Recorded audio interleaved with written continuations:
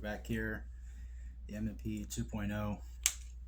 Um, if you do hear a baby crying, that is my son. It's his bedtime. So I got finally, after only being able to shoot 3 times this year, maybe 4. Well, actually, I only shot this 3 times this year so far, which sucks. You know, being a new parent, you kind of run out of time, money, diapers are more important than ammo.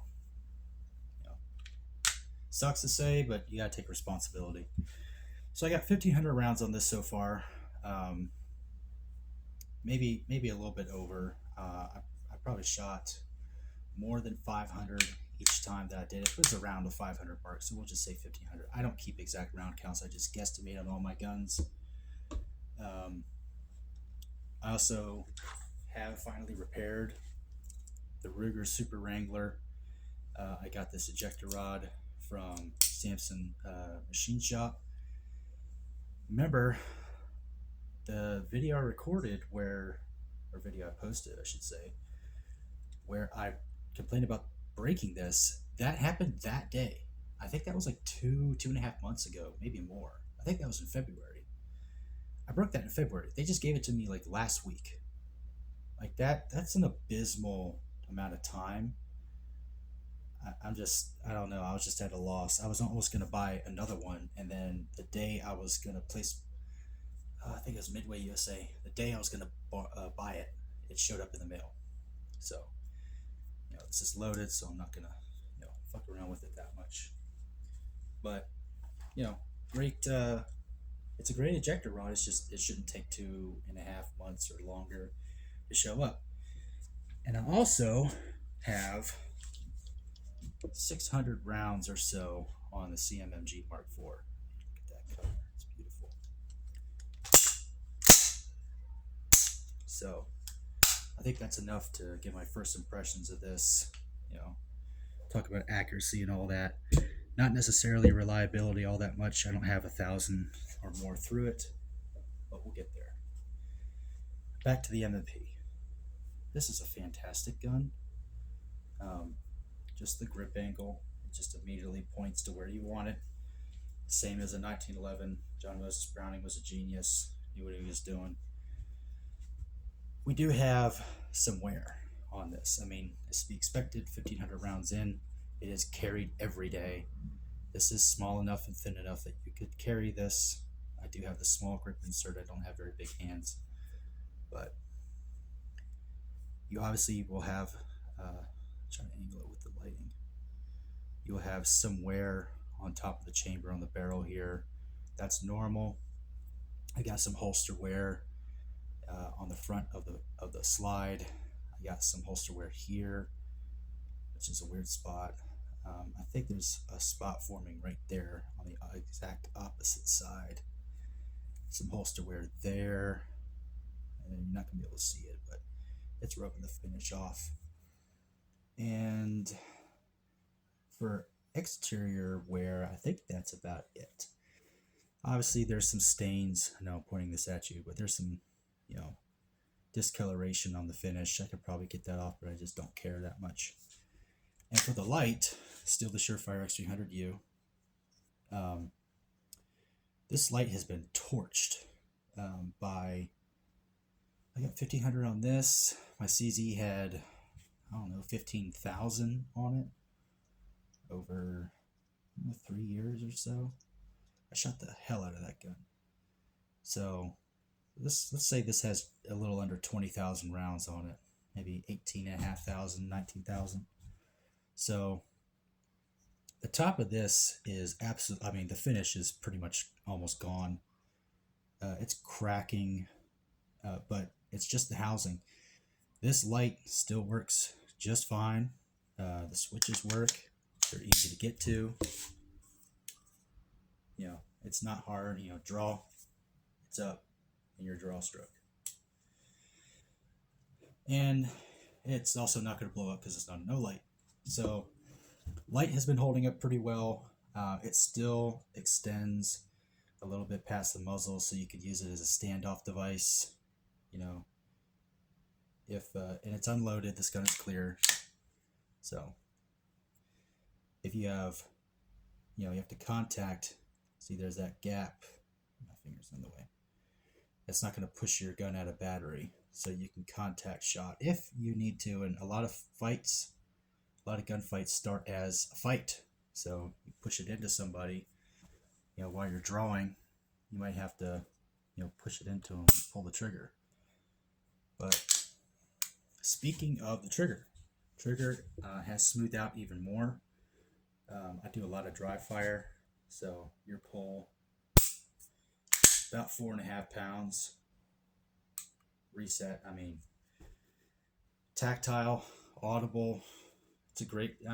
For a $600 striker fired handgun, not a bad trigger. It's not as good as a Canic or a Walther, but miles better than a Glock. Even their Gen 6. Suck it, Gaston. We do have some wear internally. That's to be expected. We'll show the slide first. So on the slide, you're going to have some wear, here. I don't know why. Every freaking handgun will deposit brass there, and I never bothered to get it off. Who cares? You're going to have some wear on the barrel, tilting. I don't want to call it a lug because it's whatever. You got a little bit of shining up of the striker. Not really anything on the plunger, so that's cool. Right here, I don't know if you can see it, right where the slide stop and the slide release rides, it has worn off the Cerakote right there along the edge. Now that should be fine because it rides there the whole time, and this gun is, I don't run it dry. That's probably not going to rust. I don't see that being an issue. It's just something to note. Other than that, there's not any wear. The barrel's fine. I do clean this because generally when I shoot, I put about 500 rounds through it. So I do clean it. I don't get it spotless. I don't do that with any of my guns. But I do use Lucas gun cleaner. It dries it out. Everything just wipes off. I have not changed any. I've not done any modifications to the gun. I run it as it is. So the slide, that's the slide wear. Frame, obviously you're gonna have a little bit of wear on the rails, and that's not even wear. It's more just the finish has been worn. It's not really the metal itself that's getting any wear. There's not really anything on the plunger, what do you want to call that? It disengages the striker block. Your sear for the striker, there's not really any wear on that. Obviously there's a few wear patterns that we're starting to see, on your lug and on your rails. This detent, since this naturally wants to be in the up position, this detent still works. I got some dirt, carbon buildup, whatever, in this little corner here. I don't care enough to try to get that out.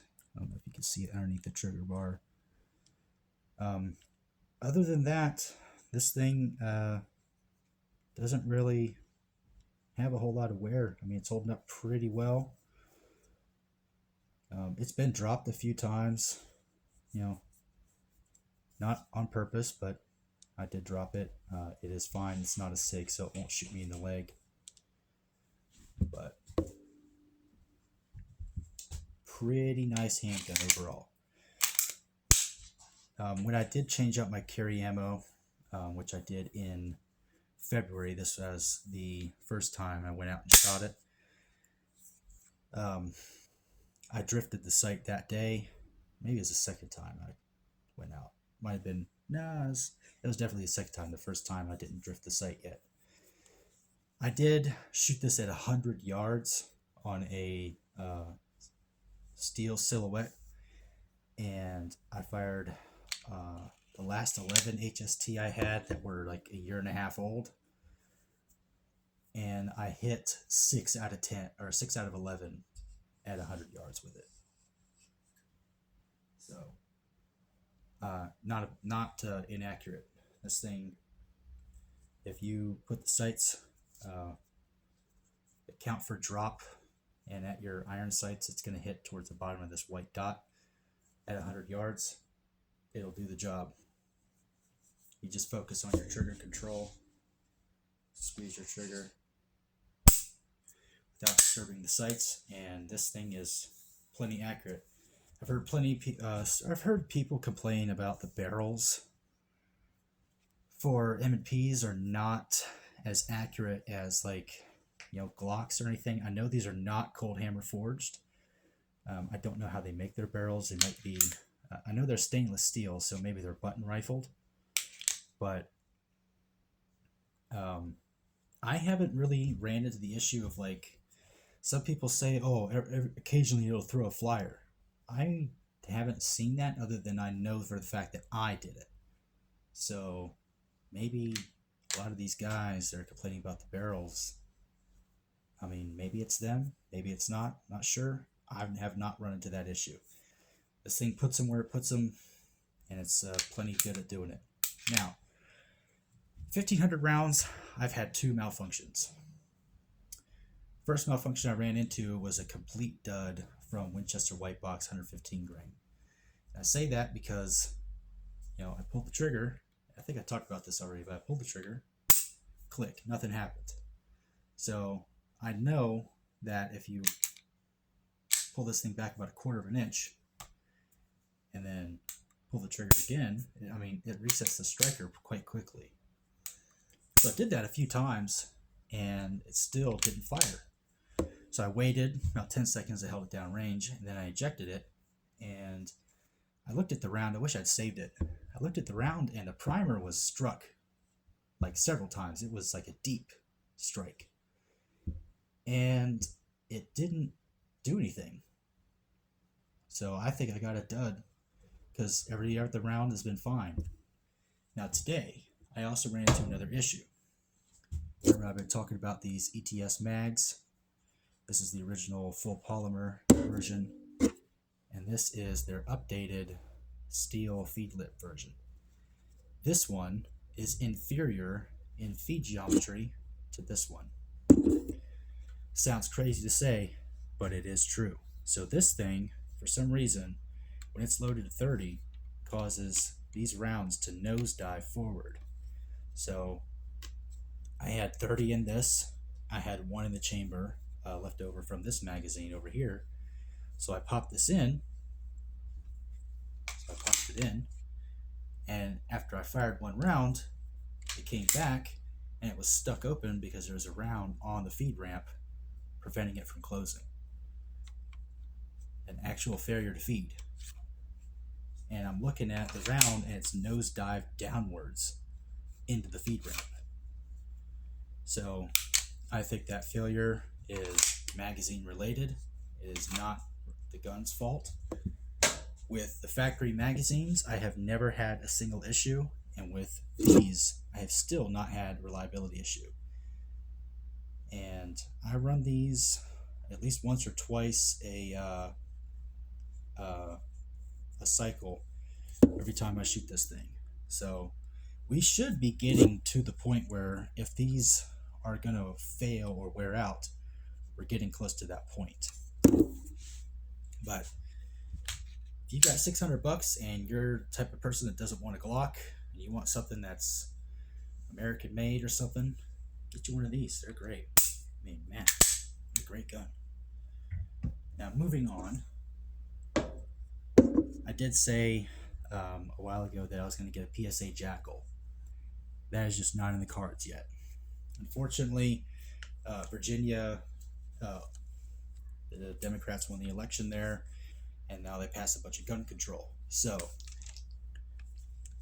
instead, I got a CMMG can see it. CMMG Mk4. Now this thing, I bought this for the color. I saw it at Bass Pro, and I saw the color, and I was like, man, what a great fucking, what a great color. And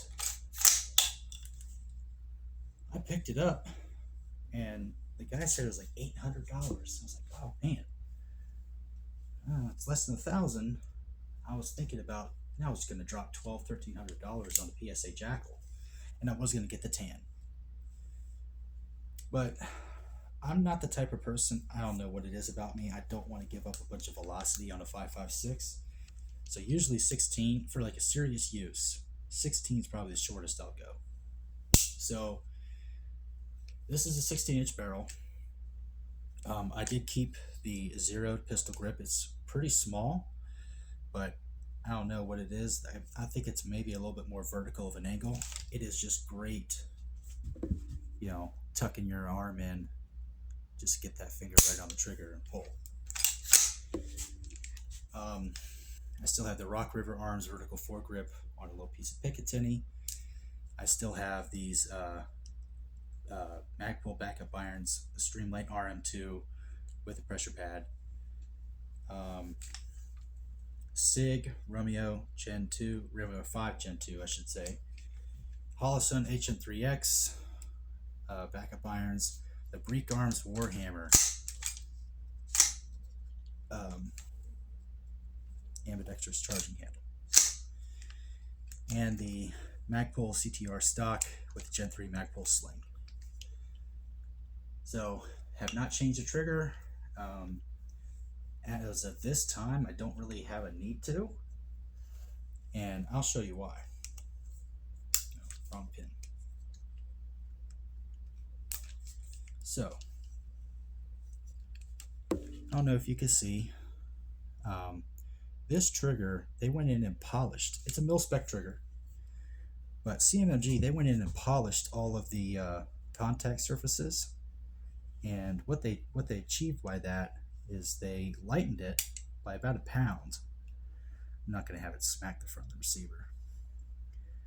I don't know, maybe you can see it a little bit better in there now, but they lightened it by about 1 pound, and they also removed all of the over travel. Like, that's something I immediately noticed, is this trigger. I don't know, maybe pull it from the other side. I'll do it left-handed. There's like no over travel. Maybe a millimeter or two. That's it. Usually with a mil-spec trigger, you got a bunch of, slack it after you pull it. In fact, I have my old AR still in here. My safe. And which, by the way, all the stuff I took off was from this old one. This is a piece of fucking garbage. So this trigger, oh man, it's gonna be difficult to see.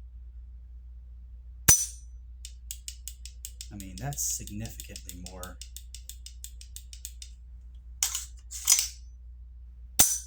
I mean, this is, oh man, this has got to be like 2 pounds heavier. So that's probably 7.5 pounds.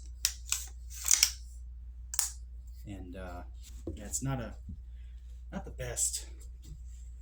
And that's even worn in, so it was worse when I got it. But that garbage rod is no longer being used. It has been replaced. Hallelujah. But man, this trigger on this for a mil-spec,